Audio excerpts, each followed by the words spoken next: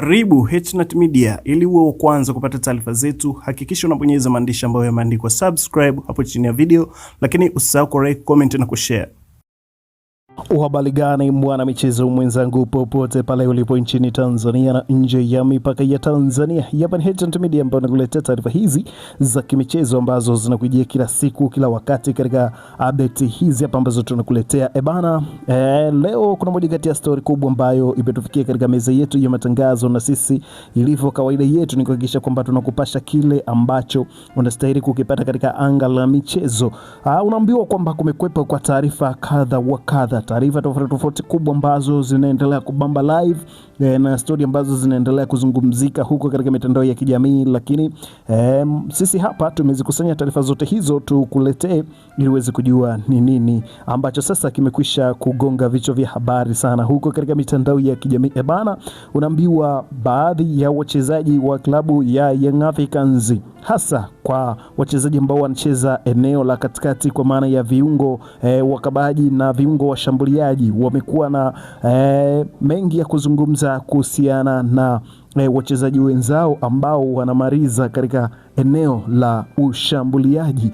Kuna taarifa kubwa ambayo inaendelea kugonga vichwa vya habari sana kupitia katika mitandao ya kijamii, hasa ikimhusu mchezaji wa klabu ya Young Africans Mohamed Dobia ambaye anacheza katika klabu hiyo ya Young Africans, na mengi aliyokuwa nayo ya kuzungumza ni kuhusiana na kucheza mechi nyingi pasina asisti wala goli lolote, na hii imemfanya kupeleka wimbi la lawama kwa wachezaji ambao wanacheza katika eneo la ushambuliaji kwa maana ya Ande Boyeli na Prince Mpumelelo Dube. Ikumbuke katika mchezo ambao Mohamed Dobia alitoa pasi nyingi za mwisho kwa mchezaji kama Prince Mpumelelo Dube, ni mchezo wa kombe la mabingwa barani Afrika CAF, mlongo wa kwanza kabisa walivyocheza dhidi ya Willet FC, mchezo wa kwanza wa mlongo wa kwanza ambao ulichezwa huko katika mji wa Benguela huko Angola ambako mchezo ulifanyika.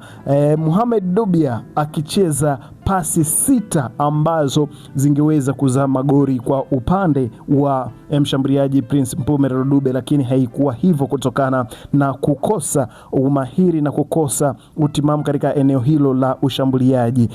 Na si hivyo tu, katika ligi kuu pia amecheza pasi za mwisho kwa washambuliaji hao, lakini walishindwa kutamba na kufanya vizuri na kuzizalisha pasi hizo za mwisho kwa faida ya magoli katika klabu hiyo ya Young Africans. Sasa kitu hicho kimemfanya Mohamed Dobia awe na mengi ya kuzungumza kuhusiana na issue hiyo ambayo imekuwa ikizungumziwa sana, na alienda mbali zaidi akizungumza kwamba kwa nafasi ambayo anacheza Pacome Predozo Zouzoua ilitakiwa yeye ndo awe namba 9, yani awe mshambuliaji wa mwisho katika klabu hiyo ya Young Africans.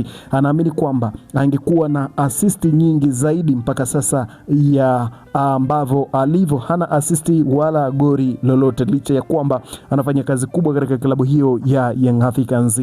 Na baadhi ya wachambuzi wa masuala ya michezo hapa Tanzania, nimetembea katika ukurasa wa Instagram wa mchambuzi mmoja na mdau mmoja wa michezo hapa Tanzania, naye alikuwa na mengi ya kuzungumza kuhusiana na issue hiyo ambayo inazungumziwa kwa sasa kwamba Pacome angekuwa mshambuliaji na namba 9 wa mwisho.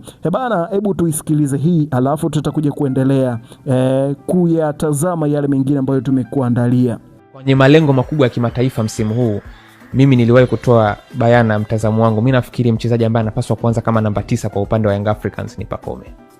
Namba 9 ya Yanga iwe Pacome Zouzoua? Ya, asimame Pacome.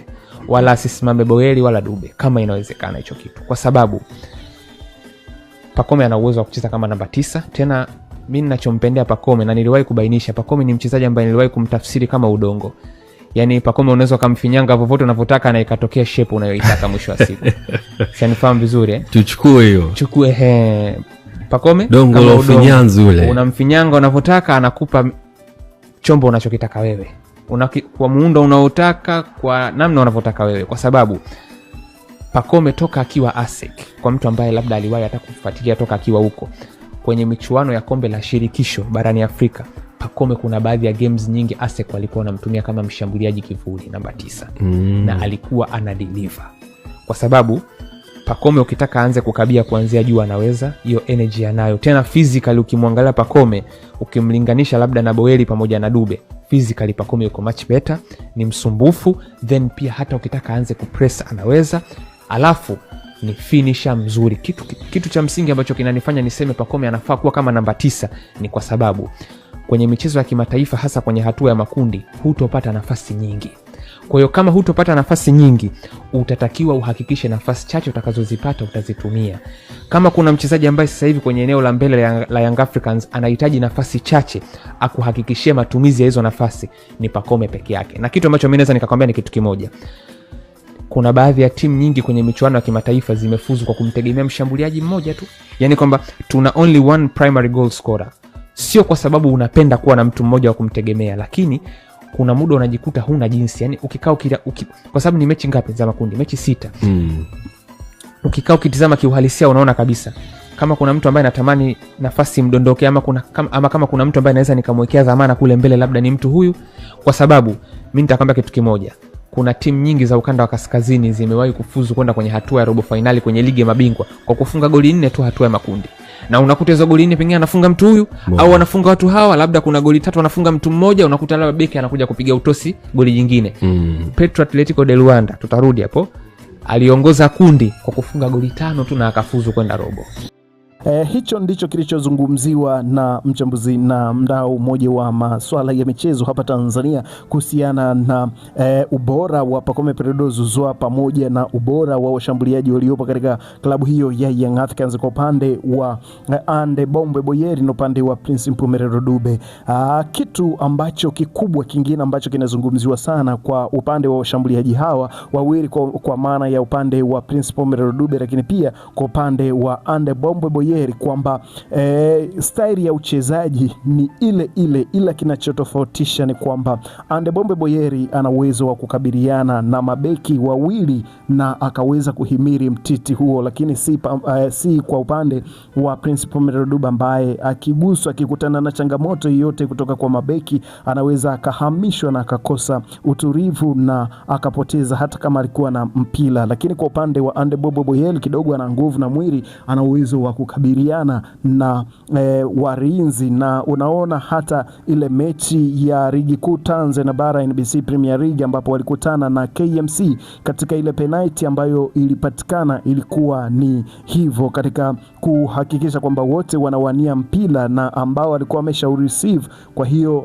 katika kuhakikisha kwamba anajitoa mikononi mwa mabeki ambao walikuwa wanamzuia, wakapelekea kucheza faulo hiyo ambayo ilizaa penalty. Kwa hiyo style ya uchezaji wa wachezaji hawa wote wawili, Prince Mpumelelo Dube na Ande Bombe Boyeri, unafanana kwa design fulani ambazo wachambuzi wengi wameliona hilo. Kwa hiyo kwa upande wa Mohamed Dobia, kuona kwamba kwa jinsi kiwango kilivyo cha Pacome Peredo Zouzoua na washambuliaji mastrika waliopo katika klabu hiyo Young Africans, ni bora kwamba Pacome Peredo Zouzoua angemaliza kama mshambuliaji wa mwisho, kwa maana ya striker namba 9 hapa katika klabu hii Young Africans. Kwa sasa klabu hiyo ingekuwa na magori mengi, hasa katika ligi kuu ya Tanzania. Ikumbuka kwamba pia toka ligi kuu Tanzania bara ianzishwe kwa msimu huu 2025-2026, Young Africans klabu pekee ambaye imeshinda bao nyingi katika mechi zake za ligi kuu,